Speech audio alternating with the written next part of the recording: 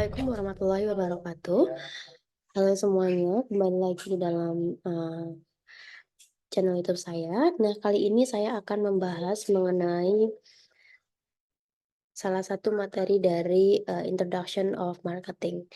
Nah, dalam sub kali ini yang akan kita pelajari bersama yaitu mengenai consumer and business markets. Jadi, di sini kita nanti belajar mengenai pasar. Bagaimana ternyata di dalam pasar itu kita akan ada 2 macam, yaitu consumer market dan juga business market. Nah, bagaimana akhirnya nanti kedua hal tersebut itu bisa mempengaruhi dalam, konsumen itu melakukan proses pembeliannya. Nah, oke, kita akan bahas satu persatu, mulai dari consumer market terlebih dahulu. Nah, dalam perilaku, keputusan pembelian, khususnya di dalam consumer market ini, itu merupakan, merupakan proses individu maupun, sebuah grup dalam, memilih, membeli, menggunakan, sampai akhirnya selesai, menggunakan, produk itu sendiri. Ya, jadi dalam consumer behavior itu, di dalam consumer market, kita nanti akan mengetahui bagaimana tahapan setiap, konsumen akhir ya, baik itu secara individu maupun mereka bergrup ya. Dari mereka proses memilih produk mana yang akan mereka beli, sampai mereka selesai sampai sampai perilaku, yang mereka lakukan setelah mereka selesai menggunakan sebuah produk. Apakah mungkin nanti mereka satisfied atau mereka, nggak satisfied, nah itu nanti ternyata harus dipelajari oleh pemasar. Nah, di dalam, perilaku konsumen ini, dalam proses perilaku konsumen ini, itu tentunya nanti akan banyak faktor yang bisa mempengaruhi konsumen itu sendiri dalam melakukan proses, keputusan pembelian ini. Nah, di sini teman-teman bisa melihat ada beberapa tahapan bagaimana konsumen itu melakukan proses, keputusan, pembeliannya. Ya, jadi mulai dari problem recognition yang pertama, kemudian ada information search, kemudian ada evaluation of alternative, ada product choice, dan juga post purchase evaluation. Nah, di tahapan ini adalah tahapan yang dilakukan oleh konsumen akhir ya. Jadi konsumen akhir sebelumnya mungkin, saya tambahkan bahwa konsumen akhir itu maksudnya adalah pasar, consumer market adalah pasar yang mana kita melihat konsumen itu sebagai yang memang pengguna dari produk tersebut. Jadi, produk yang mereka beli, itu tidak mereka pasarkan kembali atau tidak mereka, berikan, ke orang lain gitu ya, tetapi benar-benar mereka konsumsi sendiri. Nah, di sini biasanya tanda-tanda atau ciri khas dari konsumen akhir itu produknya itu akan selesai di dia, makanya kita bisa sebut consumer market itu sebagai, end user market juga bisa. Jadi benar-benar produk itu mereka konsumsi langsung, mereka konsumsi sendiri, bukan untuk sebuah organisasi, bukan untuk mereka jual kembali gitu. Nah, oke, kita mulai dari problem recognition. Yang dimaksud di dalam tahapan problem recognition itu adalah ketika si konsumen tersebut itu pada tahapan menyadari apa yang memang mereka perlukan, ya, apa yang memang mereka butuhkan. Jadi, biasanya dalam kita kehidupan sehari-hari begitu ya, kita akan, memerlukan sesuatu, tetapi di situ kita tidak punya. Misalnya nih, kayak, kita perlu lebih cepat nih ke kampus saat itu, berarti kita perlu ada satu transportasi yang memang harus kita, perlukan lebih cepat di situ. Pilihannya nanti mungkin bisa taksi, bisa melalui ojek, dan lain sebagainya. Di situ ada problem recognition. Seseorang itu menyadari apa yang mereka perlukan, apa yang mereka butuhkan. Nah, kemudian tahapan yang kedua yaitu masuk ke dalam information search. Information search itu adalah tahapan ketika seseorang sudah mulai mencari informasi terkait apa tadi yang mereka butuhkan. Misalnya ketika orang tersebut tadi sadar bahwa kita harus pergi ke kampus segera nih, karena sudah mau hampir terlambat, misalnya seperti itu ya. Sehingga di dalam information search itu nanti seseorang tersebut itu akan mencari berbagai informasi yang mana nanti bisa membantu dalam, apa, Me apa, membantu dalam problem recognition yang sudah dia temukan tadi. Jadi, dia bisa mencari aplikasi yang memang bisa relate dengan apa yang bisa membantu masalah dia tadi. Misalnya dia buka aplikasi Gojek, dia bisa buka aplikasi Grab. Jadi di situ, eee, konsumen itu biasanya mulai mencari produk-produk apa yang nantinya bisa membantu menyelesaikan problemnya tadi, gitu ya. Kemudian yang ketiga, itu ada tahapan evaluation of alternative tadi. Nah, setelah si konsumen itu mengetahui ada berbagai macam produk tadi yang bisa membantu mereka dalam menyelesaikan permasalahan mereka, maka selanjutnya yaitu konsumen biasanya menentukan atau mengevaluasi pilihan-pilihan mereka tadi.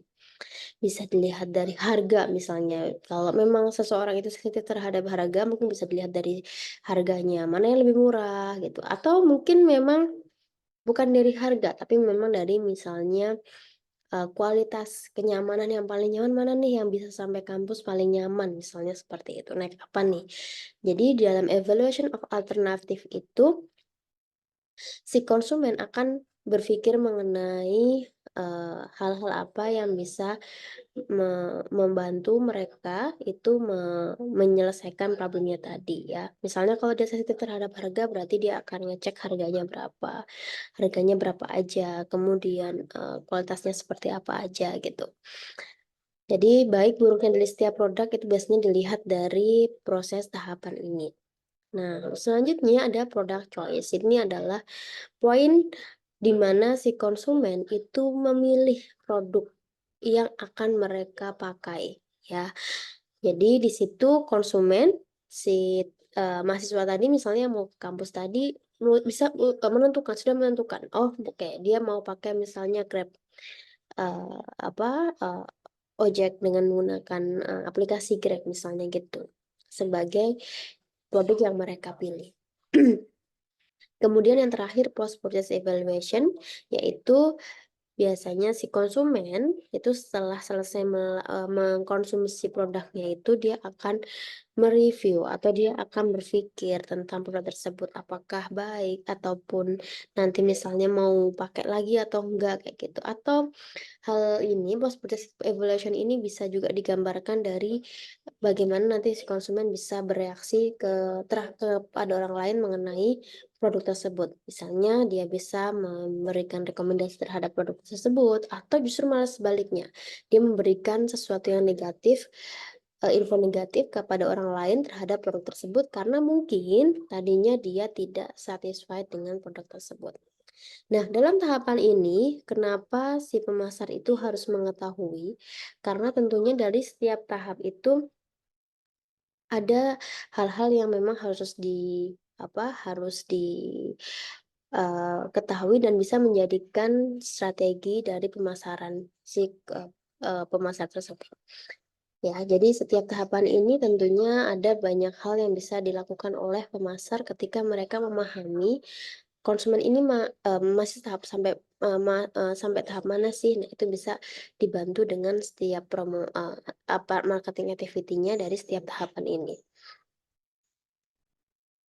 Nah, kemudian, oke, selanjutnya di dalam, proses keputusan pembelian ini sebenarnya tadi saya sampaikan bahwa ada banyak hal yang mana nantinya bisa mempengaruhi seseorang untuk melakukan pembelian sebuah produk ya. Nah, salah satunya sebenarnya dengan adanya jenis produk yang berbeda, itu nanti juga bisa membuat perbedaan, keputusan pembelian. Misalnya, ketika di dalam, produk tersebut itu sifatnya adalah, high involvement sama low involvement misalnya begitu ya. Nah, high involvement itu adalah misalnya ketika produk pertimbangan dalam pembelian produk itu cukup banyak. Kenapa? Misalnya dia high involvement itu seperti luxury brand atau misalnya hal-hal yang memang kita harus mempunyai uang banyak untuk akhirnya membeli itu ya. Bukan hal sepele, bukan, fast moving good, bukan sesuatu barang yang memang biasa kita konsumsi, ya. Nah, itu nanti bisa menentukan seseorang itu, eee, dalam proses tadi, berbagai macam tahapan tadi itu bisa ditentukan. Dari jenis produknya, level involvement-nya bisa mempengaruhi, ya. Kemudian, dari sisi persepsi, resiko dari produk tersebut itu juga bisa mempengaruhi. Ketika produk tersebut memiliki resiko yang tinggi, misalnya dia expensive, dibandingkan dengan produk yang dia low perceived risk, jadi dia ya udahlah mau bagus mau jelek itu sebenarnya nggak punya resiko terlalu tinggi si konsumen itu. Misalnya kalau kayak dia beli garam, mau garamnya ternyata nggak bagus pun ya udah karena uang yang konsumen itu keluarkan itu kan nggak sebanyak misalnya kalau beli handphone, beli produk-produk elektronik begitu. Nah, kemudian ada juga yang bisa dipengaruhi dari proses, informasi, ya. Information processing ini juga bisa mempengaruhi, di mana di dalam produk yang, cukup banyak tadi pertimbangannya, high involvement tadi, tentunya konsumen itu akan lebih cenderung hati-hati dalam melakukan searching proses gitu. Jadi, ketika dalam mencari informasi tadi, dia cukup banyak melakukan review biasanya, mencari tahu gitu, dibandingkan yang sifat produknya yang involvement, gitu. Kemudian dari sisi learning model juga tentunya bisa berbeda. Ketika si konsumen itu berhadapan dengan cukup produk yang apa namanya, high involvement tadi biasanya memberikan konsekuensi cognitive learning-nya yang lebih tinggi dibandingkan yang, low involvement tadi. Ada banyak hal yang perlu dipikirkan sama yang tidak dipikirkan, itu tergantung dari jenis produknya tadi, ya. Dan akhirnya di dalam marketing action-nya sendiri yang tadi saya sampaikan sebelumnya, itu juga akan berpengaruh, di mana ketika, extended problem solving produk ini, atau kita bisa sebut sebagai high involvement produk ini, pasti pemasar itu cukup, harus memikirkan bagaimana proses marketing activity-nya ya, karena orang-orang cenderung banyak mencari informasi yang relevan terkait dengan pembelian produk tersebut sebelum mereka membeli. Berbeda dengan yang memang low involvement product. Pastinya dia nantinya si konsumen itu nggak cukup pusing untuk mengambil keputusan dia mau beli produk yang mana. Sehingga marketing activity-nya pasti akan juga tidak begitu serumit ketika high involvement product, gitu. Nah, kemudian di sini ada internal influences on consumers decision.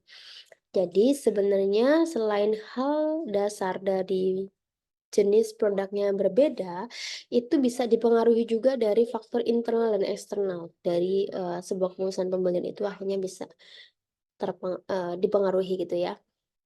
Nah, yang pertama terkait dengan internal influences ini bisa dipengaruhi dari sisi persepsi. Ya, persepsi seseorang dengan seseorang lainnya, walaupun dia sama-sama mahasiswa, mungkin punya persepsi yang berbeda terkait dengan satu buah harga gitu ya. Jadi ketika dia, harga, mahasiswa satu mungkin tidak terlalu punya banyak pertimbangan terkait dengan harga, berbeda dengan misalnya mahasiswa satunya lagi yang cukup sensitif terhadap harga. Nah, hal ini bisa mempengaruhi, keputusan pembelian. Kemudian motivation yang ada dalam diri seseorang juga tentunya bisa mempengaruhi dia akan membeli barang tersebut atau enggak. Dia akan segera membeli atau tidak. Dia akan lebih terdorong membeli atau tidak. Misalnya, dari sisi, seseorang untuk misalnya membeli gadget. Ketika seseorang mungkin sama-sama mahasiswa, dia tidak terlalu perlu ya dengan gadget, jadi dia tidak punya banyak motivasi untuk membeli gadget tersebut saat itu juga tentunya nanti akan berbeda proses keputusannya dengan yang memang sudah harus segera membeli, gitu ya.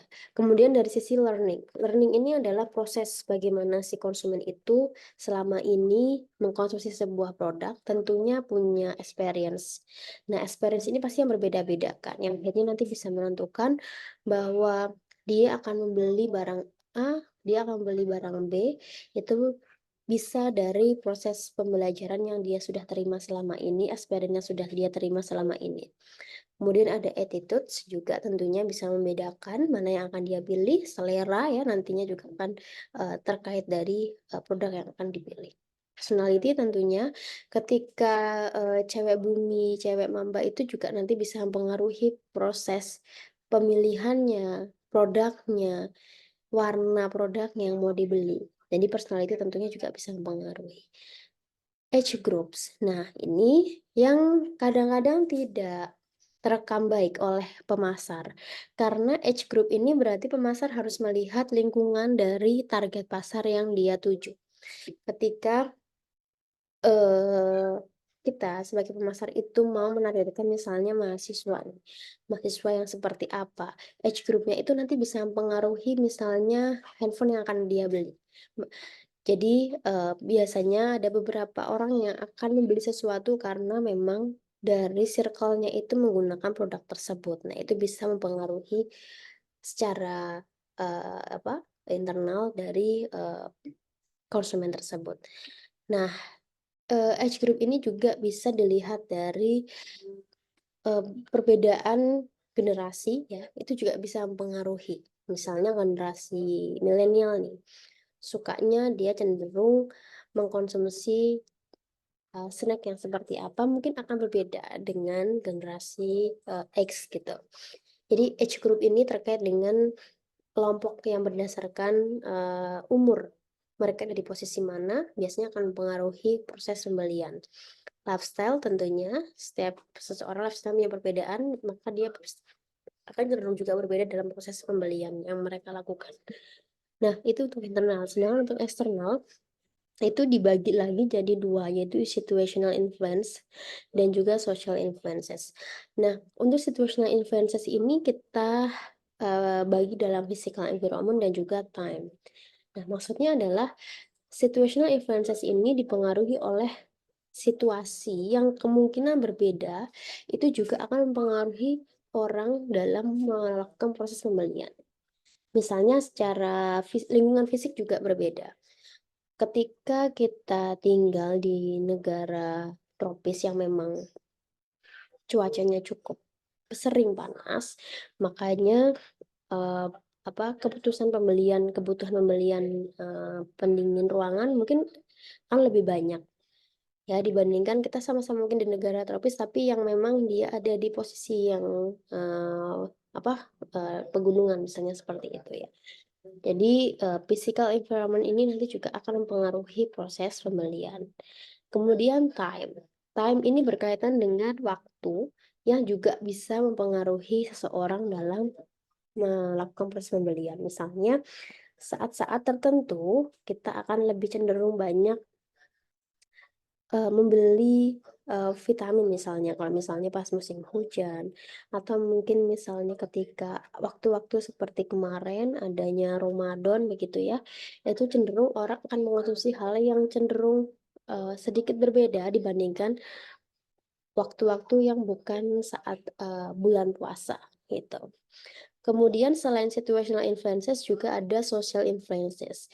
Dalam social influences ini, pengaruh eksternal bisa dipengaruhi dari sisi budaya, subculture, kemudian social class ya, kemudian dari group membership, kemudian dari opinion leader sama gender roles. Nah, di sini mungkin di opinion leaders ini terkait dengan, bagaimana masyarakat itu biasanya punya satu atau seseorang atau beberapa orang yang memang dianggapnya itu menjadi hal yang lebih menjadi seseorang yang lebih tahu.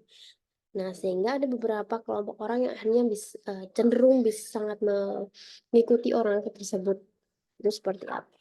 Nah, opinion leader ini juga sekarang sangat bisa kita gampang temukan ketika kita membuka sosial media dan ada banyak sekali, influencer-influencer panutan kita masing-masing gitu ya. Jadi ketika influencer itu mereview produk, biasanya kita akan lebih cepat percaya dengan influencer yang memang menjadi influencer yang sering kali kita ikuti, gitu. Kemudian dari sisi budaya, saya rasa sudah clear ya. Kemudian social class, subculture itu juga sama dengan budaya. Social class terkait dengan perbedaan social class itu tentunya bisa mempengaruhi orang dalam membeli. Nah, kemudian gender roles tentunya laki-laki dan perempuan kita punya kebutuhan yang berbeda di beberapa hal, sehingga itu juga bisa mempengaruhi produk yang akan dibeli. Nah, tadi adalah gambaran sekilas mengenai consumer market atau end user market. Jadi pasar yang memang di apa ditargetkan oleh orang-orang yang mengkonsumsi langsung produk gitu ya. Sedangkan di sini di figur selanjutnya kita berbicara mengenai business market. Nah, business market ini adalah pasar yang mana dia melakukan pembelian produk itu tidak untuk dikonsumsi langsung. Nah, di sini dalam bisnis market itu dibagi jadi 3. Dia bisa sebagai producers, bisa resellers, dan juga organization. Sini teman-teman udah punya bayangan ya. Nah, dalam produsen sendiri itu sebenarnya ada 3 kriteria yang biasanya 3 macam ya, dibagi jadi 3 macam. Ada yang dia memang sifatnya seperti fishing agriculture begitu ya, dia memproduksi memproduksi misalnya kayak padi begitu ya.